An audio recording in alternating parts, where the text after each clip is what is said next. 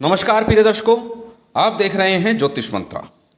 प्रिय दर्शकों, माँ काली की अनेक मंत्र साधनाएं आप लोगों तक लगातार पहुंचा रहा हूं, जिसमें बहुत से साबर मंत्रों का उल्लेख मैंने किया है और कुछ वैदिक और तांत्रिक मंत्रों को भी मैंने बताया है। सभी का अपना विशेष महत्व है, प्रभाव है। सभी व्यक्ति अपनी सामर्थ्य के अनुसार, अपनी शक्ति के अनुसार, अपने कार्य के अनुसार इन मंत्रों का प्रयोग कर लाभ उठा सकते हैं। और आज माँ काली के जिस मंत्र की साधना आप लोगों तक पहुंचा रहा हूं, वह साबर मंत्र की साधना है।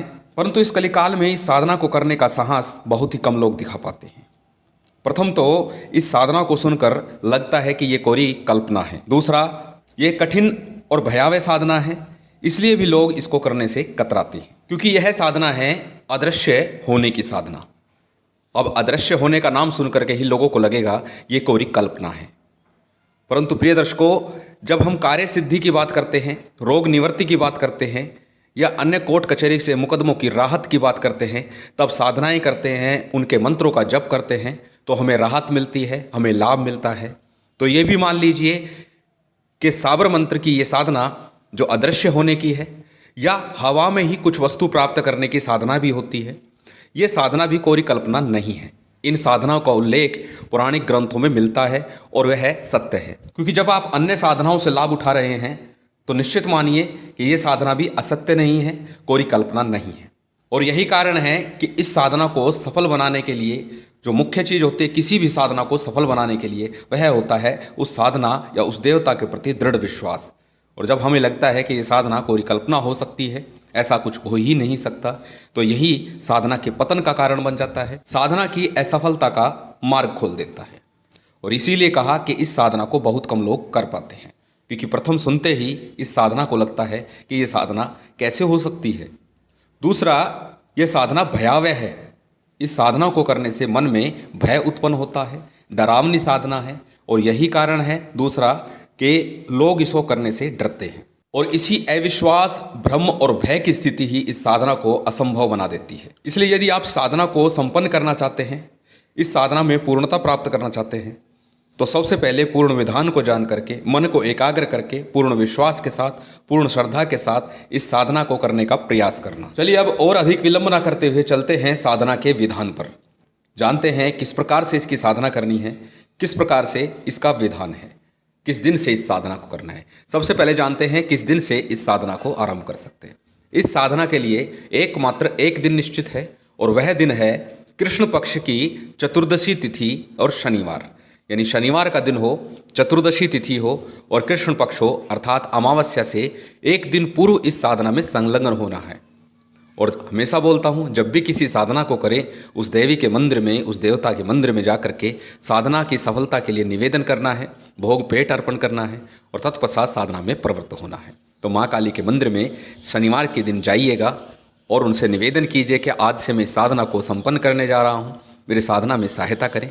माँ की कृपा रही तो निश्चित ही आपको साधना में सफलता प्राप्त होगी। और एक बात मैं अक्सर बताता हूँ, कई बार बता चुका हूँ, कि जब भी साधना आरंभ करें, शुभ योग सिद्ध मुहूर्त के साथ साथ अपने नाम राशि से चंद्रमा को देखिए कि आपकी नाम राशि से जब चंद्रमा तीसरे, छठे, सातवें या 11वें भाव में होगा तो निश्चित ही आपको सफलता प्राप्त हो जाएगी।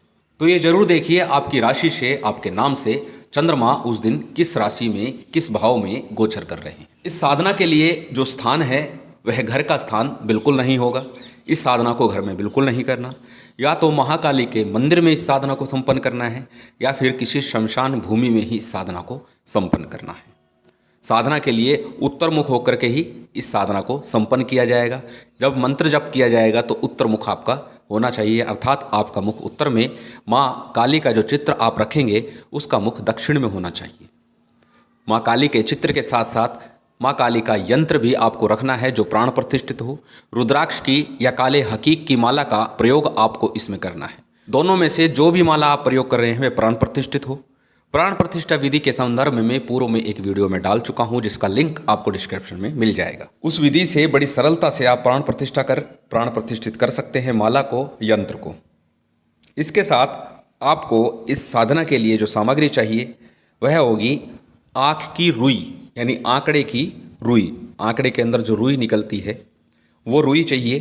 दूसरा है शामली की रुई, तीसरा है कपास की रुई और चौथा है रेशम की रुई, अर्थात रेशम का कोई कपड़ा हो उसकी आपको बत्ती बनानी है। यानी 4 प्रकार की बत्तियां आपको चाहिएगी, एक कपास की, एक रेशम की, एक शामले की और एक आँख की। 4 प्रकार की रुई की आपको बत्ती बनानी है और साथ ही इसमें आपको चाहिए 5 नरमुंड। इसीलिए कहा कि ये साधना बहुत कम लोग संपन्न कर पाते हैं। ये साधना अघोरी लोग या तांत्रिक लोग ही कर पाते हैं, जिनका घर परिवार से कोई नाता नहीं होता। अब इस साधना को करने के लिए शनिवार की चतुर्दशी तिथि को आपको या तो मंदिर में या शमशान में अपनी साधना का आरंभ करना है। आसन लाल होगा या आसन 2 रंग का कोई भी हो सकता है। नीला काला रंग नहीं प्रयोग करना, क्योंकि ये अदृश्य होने की शुभ साधना है। जब शत्रु मारण की क्रिया की जाती है, शत्रु के उच्चाटन की क्रिया की जाती है, उस प्रकार के कृत्यों के लिए आपको काला आसन या नीला रंग का आसन प्रयोग करना चाहिए। अन्यथा अन्य कार्यों के लिए माँ काली की पूजा में भी लाल रंग का आसन ही श्रेष्ठ माना जाता है। दीपक को प्रज्वलित करने के लिए रुई आपको बता दी है, लेकिन दीपक को प्रज्वलित करने के लिए किसी भी प्रकार का सुगंधित तेल आप प्रयोग कर सकते हैं। चमेली का तेल आप यूज़ कर सकते हैं। किसी अन्य प्रकार का सुगंधित तेल आपको प्रयोग करना है और उससे इन 5 मुंडों में 4 बत्तियां लगा करके आपको ये काजल तैयार करना है। 5वें मुंड में भी आपको एक अखंड दीपक रखना है। जब दीपक प्रज्वलित होगा उसके ऊपर आपको काजल तैयार करना है और वह काजल ही वह तांत्रिक वस्तु है जो आपको अदृश्य होने में मदद करे। और इस मंत्र का जो मंत्र आपको बताया जा रहा है, इस मंत्र की आपको उसी रात्रि में 21 माला का जप करना है। सबसे पहले इन 5 मुंडों से अलग अलग काजल एकत्रित करना है। अब प्रश्न उठेगा कि 5वें मुंड में किस प्रकार की बत्ती लगानी है। इसमें आप स्वेच्छा से मौली की बत्ती लगा सकते हैं या कपास की ही बत्ती पुनः लगा सकते हैं, लेकिन 4 बत्तियां अलग अलग मुंड में लगानी है। 5वां मुंड मध्य में रखना है और उनमें तेल भर करके, जो कि सुगंधित तेल होगा, आपको भर के रखना है और 5 से अलग अलग काजल तैयार करना है। एक ही बार में मिलाकर के काजल तैयार नहीं करना, अलग अलग काजल तैयार करना है। और जब काजल तैयार हो जाएगा सबको अलग अलग ही रखना है और फिर उसमें से थोड़ा थोड़ा लेकर के एक जगह एकत्रित करना है और पुनः इस मंत्र का जो आपको बताया जाएगा 5 माला का जप पुनः करना है। किसी चांदी के या तांबे की डब्बी में इस काजल को बनाकर रख लीजिएगा और जब भी आपको अदृश्य होना हो इस काजल को अपनी आँखों में लगाइएगा इस मंत्र का उच्चारण करते हुए। निश्चित ही साधक अदृश्य हो जाता है। परंतु ये साधना कठिन है, भयावह है और इसीलिए कहा कि बड़ी सावधानी के साथ इसका प्रयोग करना है। संभव हो तो गुरु के निर्देशन में ही साधना को करें। कमज़ोर दिल बिल्कुल भी इस साधना को ना करें। इस साधना में अन्य फूल पान की सामग्री जो है, जो माँ काली की पूजा में प्रयुक्त होती है, वही सब सामान्य रहेगी, अलग कुछ भी नहीं है। नैवेद्य के रूप में आपको दूध से बनी कोई भी मिठाई आपको अर्पण करनी है, जिसमें आपको 2 लौंग लगा करके अर्पण करनी है। चाहे तो आप 2 बर्फ़ी के पीस ले लीजिए और उसमें लौंग लगा करके माँ काली को अर्पण कर दीजिए। बस इतना भर करना है और ये साधना संपन्न होती है और ये साधना होती है अवश्यमेव। चलिए बात कर लेते हैं अब उस विशेष मंत्र की। मंत्र आपकी स्क्रीन पर, मंत्र आपकी स्क्रीन पर है। आप इसे नोट कर सकते हैं किसी कॉपी में, नोटबुक में, या फिर इसका स्क्रीनशॉट ले सकते हैं।